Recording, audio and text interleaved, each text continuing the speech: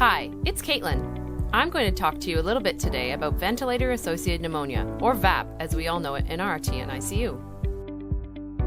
Did you know our TNICU VAP rates are among the highest in North America?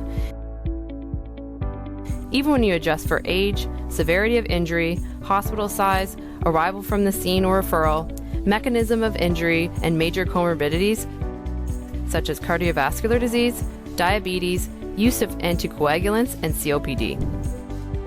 Even if we just compare ourselves to other Canadian trauma centers, we have much higher rates of VAP. And this costs a lot, not just in terms of our patients' health and well-being, but also in terms of hospital costs. A 2017 U.S. meta-analysis estimated the additional hospital inpatient cost associated with VAP was between $19,000 and $80,000. One case of VAP could cost as much as the cost of one part-time nurse for an entire year. Other studies show a significant increase in ICU length of stay and number of ventilator days between patients that get VAP and those that don't. There's a common misconception that our patients are just more likely to get VAP, and that's just not the truth. There's a large body of evidence that suggests we can reduce VAP by doing the following. Minimize sedation and avoid benzodiazepines. Sedation vacations and spontaneous breathing trials. Early mobility. Height of bed elevation. Low tidal volume ventilation. Conservative fluid management. Conservative transfusion thresholds. And mouth care. And overall, we think we do a pretty good job on most of these. We want to look into one prevention strategy in an area we aren't doing so well in. And you, as a bedside nurse, can really make a difference, and that's effective mouth care. So let's unpack that a bit. What exactly is effective mouth care? It means using a soft toothbrush and toothpaste once every 12-hour shift, visualizing and brushing all the teeth, and make sure you get the back teeth, brushed using toothpaste for at least 2 minutes as recommended by the Canadian Dental Association.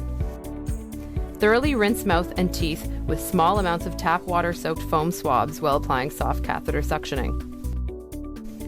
Ensure you are putting adequate pressure, but not too much, on the teeth to brush off bacteria, plaque, and particles, and make sure to gently brush the gums to mechanically debride dental plaque and biofilms, which serve as reservoirs for respiratory pathogens. Even if the patient is intubated, they should get their teeth brushed. And here are a few myth busters.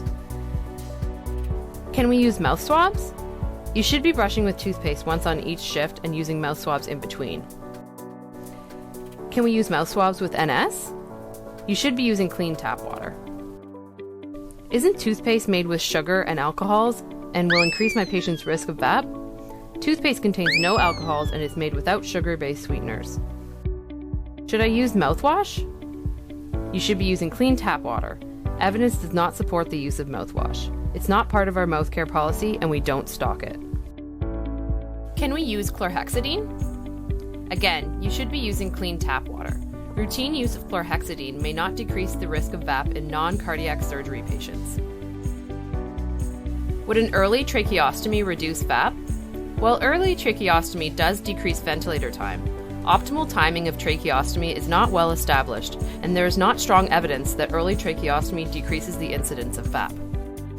My patient is intubated, so I can't brush their teeth. Even if the patient is intubated, they should get their teeth brushed on every shift. My patient has no teeth, so I don't have to brush their gums and provide oral care, right? Even if the patient has no teeth, their gums and tongue should be brushed each shift, and if the patient is wearing dentures, they should also be cleaned. So remember, our TNICU VAP rates are among the highest in North America, and there is something you can do about it. Mouth care on every shift, including using a soft toothbrush and toothpaste once each 12-hour shift. Brush for at least 2 minutes to brush off bacteria, plaque, and biofilms. Rinse mouth and teeth with tap water-soaked foam swabs while applying soft catheter suctioning. And even if your patient is intubated, they should get their teeth brushed. And finally, a shout out to nurses in the unit who we know are real mouth care champions. That's you, Stu, Emily, Sue Faye, and Annie.